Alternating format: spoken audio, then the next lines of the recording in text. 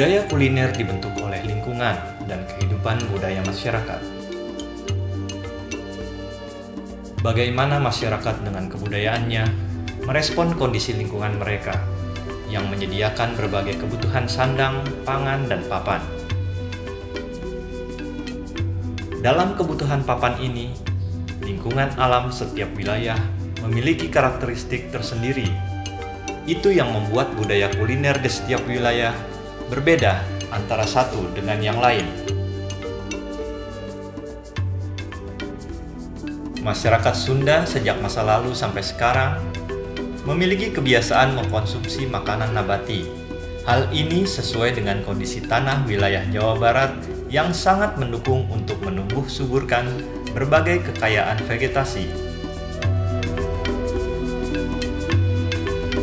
Sampai masa abad ke-19, relatif populasi ternak sapi, kambing, domba itu tidak banyak dibandingkan dengan budidaya ikan air tawar. Karena kondisi Jawa Barat, khususnya di kawasan Priangan ini hinterland atau berada di pedalaman dan konturnya tinggi-tinggi, berbeda halnya seperti di Jawa Tengah dan Jawa Timur. Pembudidayaan ternak yang begitu masif sejak abad ke-18 sampai masa abad ke-19 di Jawa Barat yang hinterland cenderung memfokuskan pada pembudidayaan tanaman-tanaman pangan. Selain pembudidayaan ikan air tawar, biasanya di wilayah pesawahan, petani ini memiliki kulah atau memiliki kolam ikan yang itu secara subsisten dipakai untuk memenuhi kebutuhan sehari-harinya. Dan untuk hewan domestik yang dipakai bukan hewan ternak seperti sapi, tapi ayam juga yang dimanfaatkan secara subsisten untuk memenuhi kebutuhan sehari-harinya. Kalau melihat pola makan orang Sunda, kalau orang Belanda bilang dulu orang Sunda itu Sundanezen, itu punya karakter makan yang sangat sederhana, yang sangat bijak, semuanya dari alam gitu. Ya, karena memang nggak ada pengaruh dari luarnya, belum masuk secara menyeluruh gitu. Ya, jadi ini yang menjadi ciri khas tersendiri. Salah satu ciri rumah makan Sunda adalah selalu mengusung selera dan menu tradisi, seolah mempertahankan tradisi leluhur sejak dahulu sampai sekarang. Bukan karena tidak ada pengaruh budaya kuliner asing, tapi memang image itu yang dicoba dipertahankan sebagai bagian dari identitas budaya kuliner Sunda. Hadirnya perkebunan di daerah selatan Garut saat zaman Belanda turut menaikkan tingkat perekonomian masyarakat sekitar. Kenaikan tingkat ekonomi yang diikuti perilaku konsumtif masyarakat, kemudian memicu berdirinya warung-warung yang menjual makanan. Salah satu pendiri warung tersebut adalah Mak Ecot. Rumah makan berdirinya 1930 ya. Udah zaman Jepang, Belanda udah berdiri. Awal pertama itu buat singgahan lah rumah makan itu. Masih zaman itu tuh kesininya kan zaman gerombolan itu ya. Jualannya ya itu, dan mulanya ya buat oleh-oleh, buat yang sindah gitu di situ. Awal pertamanya. Diawali berjualan jajanan khas masa itu, warung Mak Ecot berkembang menjadi rumah makan dengan menu khas pindang ikan. Sebuah menu dengan resep istimewa pemberian Abah Adi suaminya, yang bekerja sebagai salah satu juru masak di Hotel Homan Bandung.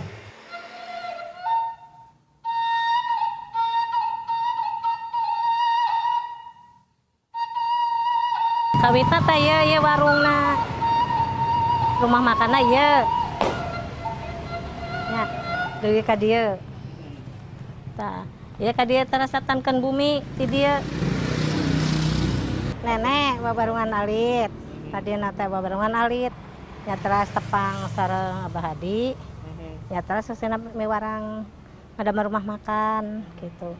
Ya tadi pasian resepna lauk pindang. Lauk pindang dinamikeun we rumah makan Mak Ecot.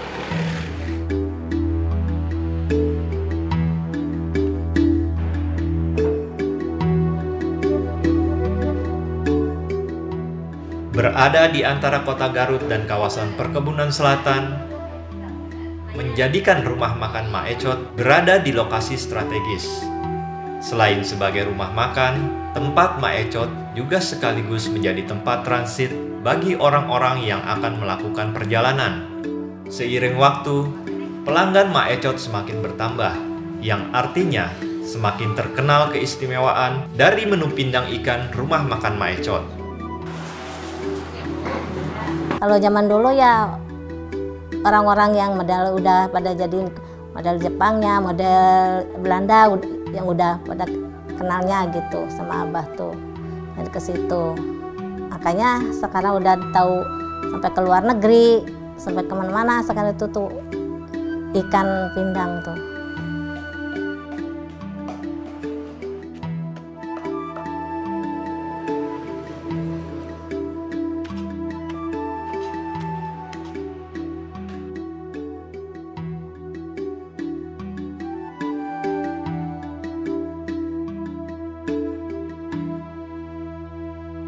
Jadi kalau kita saksikan kuliner Jawa Tengah, Jawa Timur, Batavia yang banyak dipengaruhi oleh unsur-unsur asing, sampai masa abad ke-19, kecenderungan itu tidak didapatkan di Jawa Barat.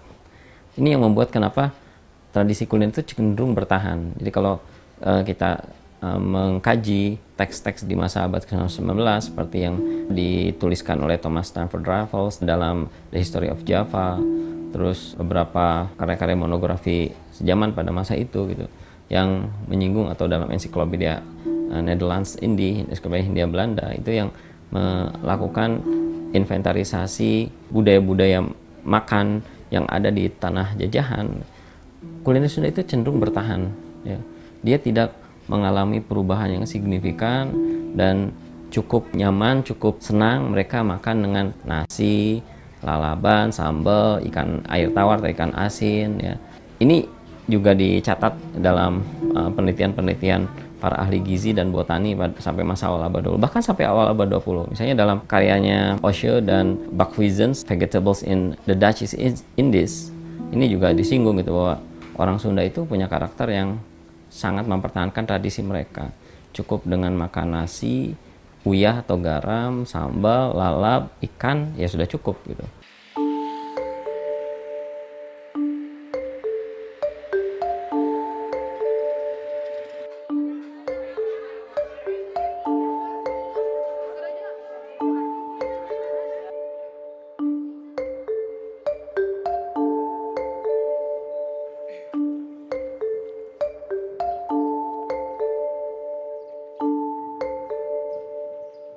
Keahlian saya dalam ilmu filologi. Filologi itu sebenarnya berasal dari bahasa Yunani, dari kata philos dan logos. Ya. Philos artinya cinta, ya, dan logos kata. Jadi sebenarnya cinta kata kalau untuk istilah aslinya. Tapi kemudian berkembang bahwa filologi itu lebih kepada kajian tentang ilmu-ilmu kebudayaan, terutama kebudayaan masa lalu, ya, yang tertulis dalam naskah-naskah kuno. Jadi kami itu dalam bidang filologi kebanyakan mengkaji naskah-naskah kuno. Dari sekian banyak naskah yang pernah saya baca dan pernah saya teliti, itu yang paling saya senang itu waktu menerjemahkan naskah Sewar Cinta. Jadi memang naskah itu dibuat di wilayah Sunda. Nah, menurut keterangan dari katalog itu, naskah itu didapat dari Bupati Galuh, dari Ciamis. Jadi ada kemungkinan naskah itu dibuat masa kerajaan Sunda, gitu, ya. Zaman kerajaan Kawali, waktu kerajaan Sunda masih sebagian di Kawali, sebagian lagi di Pajajaran, di Bogor. Di situ banyak sekali semacam apa ya, pengetahuan tentang keterampilan manusia. Terutama dalam di situ misalnya orang perempuan yang pandai memasak gitu kan, kemudian pandai menenun. Judul aslinya itu bukan Sewar Cinta kalau dalam hasanah naskah-naskah Bali, karena dalam naskah aslinya itu yang zaman Jawa kunonya itu judulnya Swarga Ciuta, artinya itu bagaimana manusia sampai terlempar dari surga gitu, jadi tidak masuk ke surga gitu. Kenapa? Nah, ternyata oleh orang Sunda judulnya diganti menjadi Sewar Cinta. Beberapa ahli arkeologi dan filologi sudah melakukan penelitian tentang makanan dan minuman Jawa kuno yang ternyata lebih banyak di kawasan Jawa Tengah dan Jawa Timur. Sedangkan di Jawa Barat, tradisi kuliner ini memang diturunkan secara lisan atau oral traditionnya lebih kuat gitu dibandingkan dengan menuliskan dalam entah itu prasasti maupun manuskrip. Nah, tapi kemudian pada perkembangan sejak masa abad ke-15 ke 16 kita bisa melihat perkembangan pendokumentasian walaupun bukan sebagai sebuah sumber yang utuh ya seperti buku masak atau sebuah korpus tentang makanan, tapi kita bisa mendapatkan informasi seperti dalam naskah Sang Hyang Siksa Kandang Karesian, terus kemudian Suawar Cinta yang lumayan banyak mendokumentasikan apa yang diolah dan dinikmati oleh orang-orang Sunda pada masa-masa itu gitu. Ini masakan tentang jenis-jenis ayam. Ini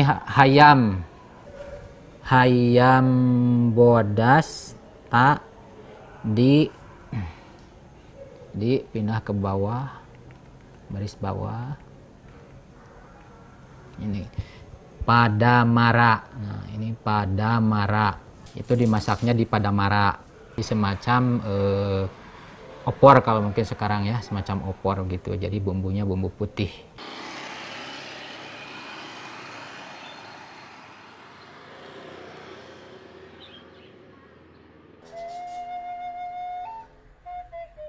Ya kalau di Suawar Cinta yang saya temukan itu yang paling spesifik itu tentang memasak ikan dan ayam.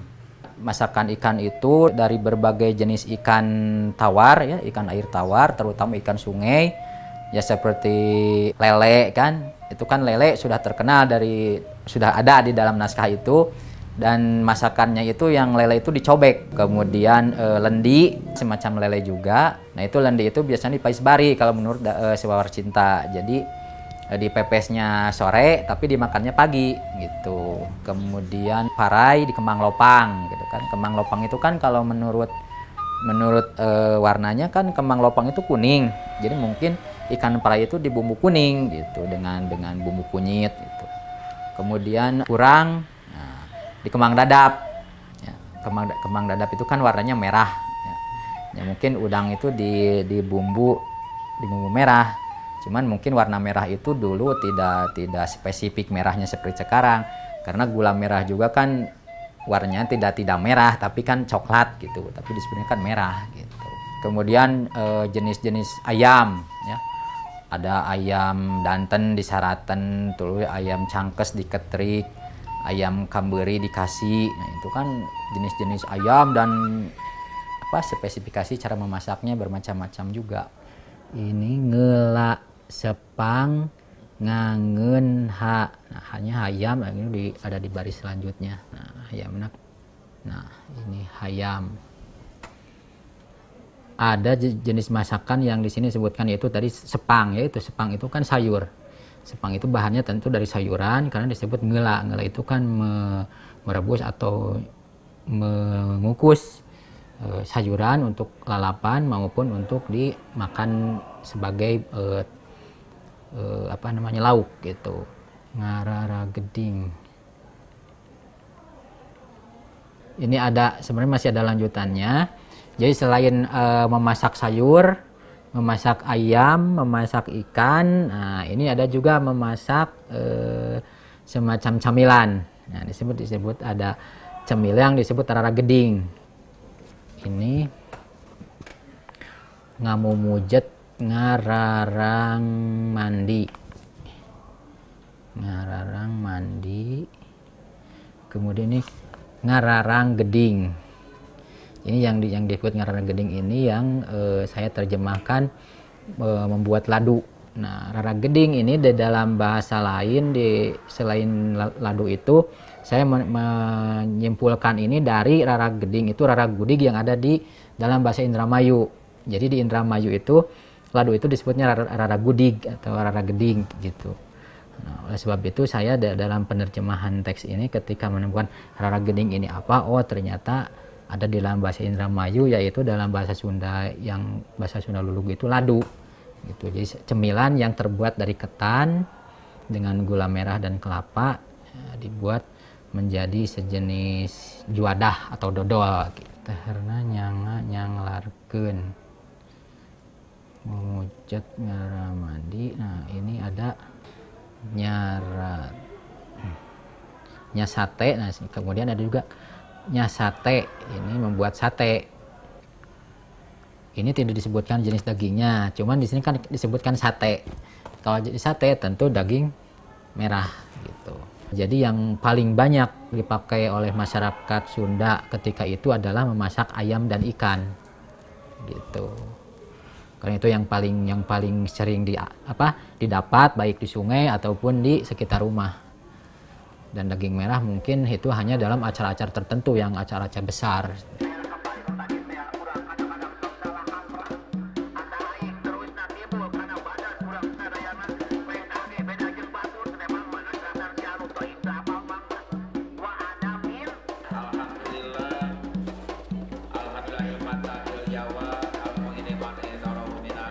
Oge tina sababiah pagitan peribados gaduh warisan ti sepuh nyata gaduh sambal cibiuk.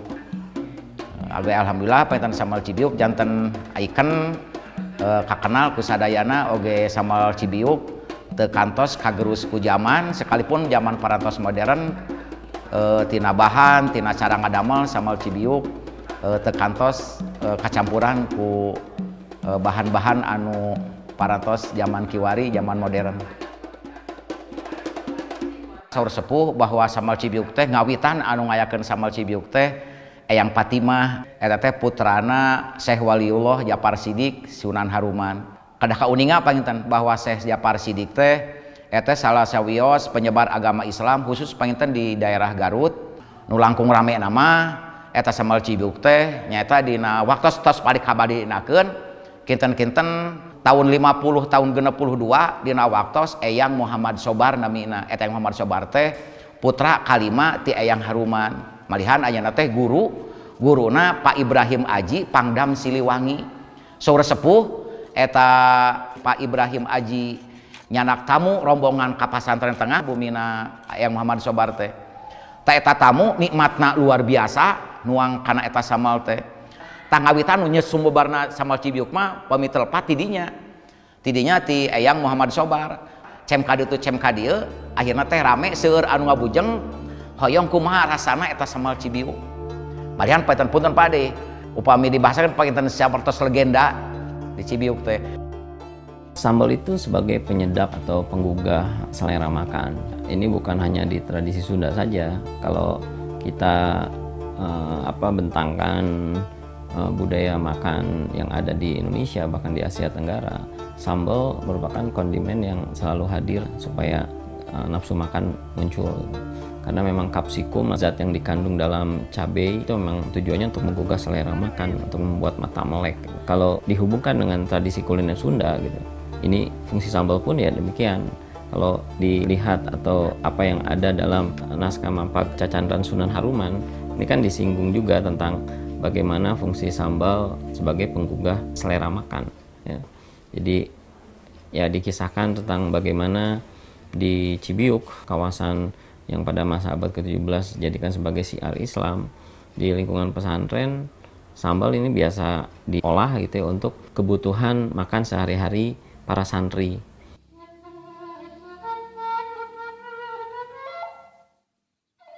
Ngan jelas eta sambal cibiuk upami ninggal kana prinsip sepuh mah itu pertama nu biasa heula apa itu nya kahiji cengek, kadua tarasi, katilu cikur, kaopat bawang bodas, uya, gula, salajengna nu katujuhna tah kanggo rasa masemna nu paling sae mah ku asem anu ngora henteu asak henteu tumipung pemi bahasa Sunda mah.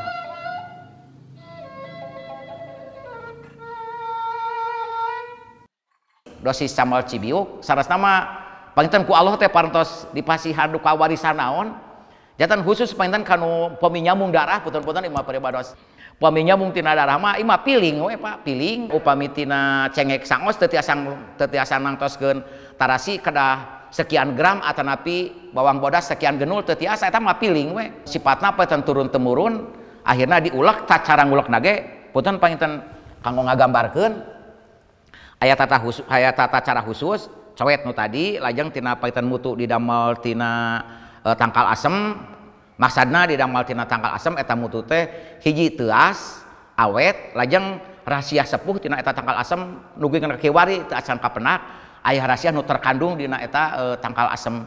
Sabab upami digentos ku mutu anu sanes mah tangkal jamu atau tapi tangkal kayu nu sanes sok rada benten rasana teh. Tangkal asem mah mantap pisan Pak.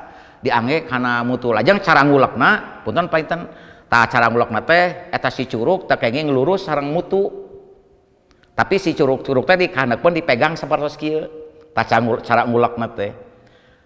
Anu kartos ya maduka Pak ari sepuh mah ngan anu kartos ku abdi logika painten upami dicepeng ngangge curug kieu tanagi bakal ageng, akhirna si cengek teh bakal bubuk.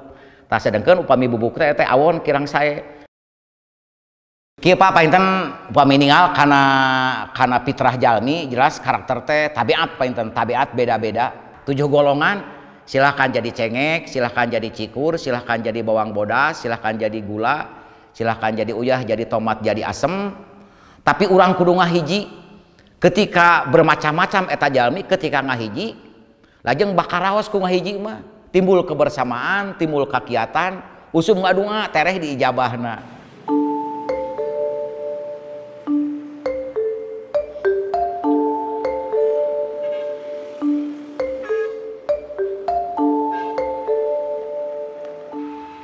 Jenis cabai capsicum yang dibawa oleh orang-orang Spanyol dan Portugis pada masa peralihan abad ke-15 ke-16 ke Nusantara ini menggeser jenis bahan sambal yang sebelumnya biasa dinikmati oleh orang-orang pribumi, yaitu dari jahe ya, karena bahan yang paling awal dipakai itu adalah jahe sebagai pembedas. Kemudian lada, tapi itu juga nggak disukai oleh orang-orang di Nusantara kemudian gitu, karena sifatnya itu panas di lambung. Tapi ketika cabai dibawa oleh orang-orang Portugis dan Spanyol ke Nusantara, ternyata sifat cabai ini relatif lebih baik dibandingkan dengan lada. Dia hanya pedas di lidah, hanya pedas sekitar mulut, tapi dia tidak membuat lambung panas. Ini yang membuat kenapa kemudian masyarakat di Nusantara beralih membudidayakan cabai.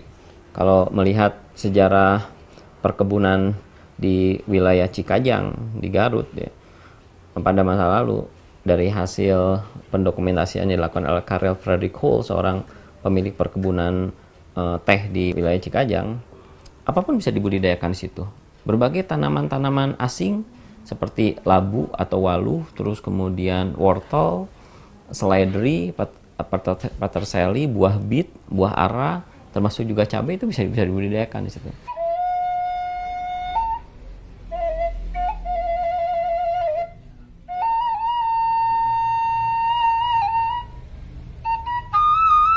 Dilihat dari apa yang ada sebelumnya dengan ada apa yang ada pada masa sesudahnya gitu, ketika kolonialisme masuk gitu. Pada masa sebelumnya ya cenderung relatif biasa atau seragam saja gitu dalam hal budidaya pangan dan juga dalam pola kuliner Sunda yang sudah tadi saya singgung ya, begitu sederhana, begitu bersahaja, dekat dengan alam. Tapi di masa pengaruh kolonialisme masuk gitu ya di wilayah Cikajang, seperti halnya di wilayah beberapa perkebunan di Jawa Barat pada umumnya gitu, ada pergeseran-pergeseran yang menarik. Masyarakat menjadi senang jajan, menjadi senang plesir ya dengan adanya perkebunan, dan didapati beberapa pekerja perkebunan hole itu kalau setiap habis gajian itu datang ke warung-warung makan, terus kemudian selain makanan lokal, oncom, kue-kue. Kue ini spesifiknya saya belum meneliti kue apa sih yang diperjualbelikan di perkebunan Cikajang pada masa itu gitu. Dari catatan-catatan Hole itu dengan mengamati gaya hidup para pekerja di perkebunannya, ini menunjukkan bahwa ada kegairahan baru terhadap pengaruh luar yang masuk gitu. Nah, pengaruh kuliner ini yang menjadi salah satu juga yang masuk gitu dalam interaksi kultural ini.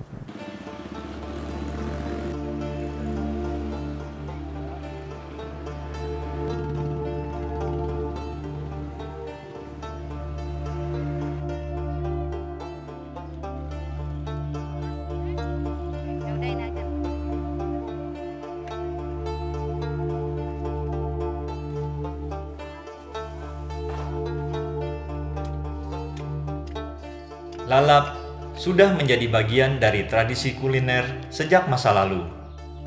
Dalam prasasti Jawa ada istilah kuluban Sunda, yang artinya jenis sayuran atau tanaman sayur dan buah yang dikukus atau dimakan mentah.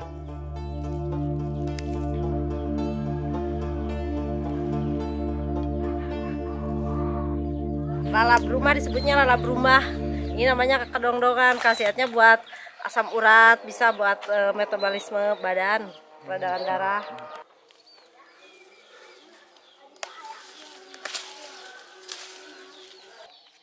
Ini kalau yang tua ini bisa digunakan untuk keputihan, kalau yang masih muda bisa pakai lalapan buat peredaran darah juga.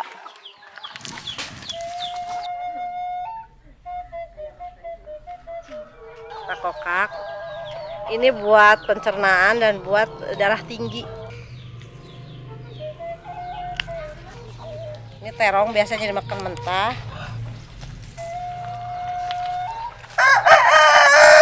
Kalau ini namanya sintrong, kalau ini khasiatnya untuk diabetes, penyakit diabetes.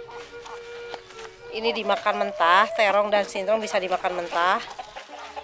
Bisa dimakan mentah, kalau ini bisa dimakan mentah. Kalau ini semua yang ini harus dipasak dulu. Ini pohon mamangkokan.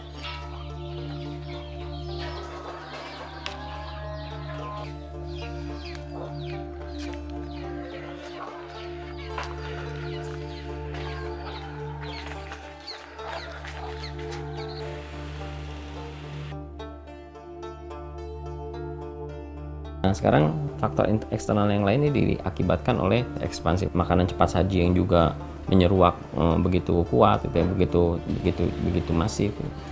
Ini yang memunculkan transformasi baru. Yang pada satu sisi masyarakat Jawa punya identitas kuliner Sunda yang harus dipertahankan. Pada sisi lain banyak faktor eksternal yang masuk yang perlahan-lahan menggeser selera makan masyarakat yang semula mereka dekat dengan alam menjadi sangat ingin selalu instan dan selalu cenderung cepat ya, dengan fast food misalnya seperti itu. Ya, kuliner itu adalah bagian dari identitas kita sehari-hari, khususnya makanan. Makanan adalah identitas kita sehari-hari. Tanpa makanan kita nggak bisa hidup, kita nggak bisa beraktivitas, kita nggak bisa bereproduksi, dan tidak ada kegairahan dalam hidup ya. Dan makanan dan juga kuliner itu terhubung dengan aspek kultural sejak masa lalu hingga sekarang, sehingga kalau ada gium yang berbunyi bahwa without food there is no history, there is no mankind ya, sangat masuk akal ya, bahwa sejarah itu ada ya karena manusia makan ya. Sehingga dengan manusia makan, mereka hadir sebagai manusia.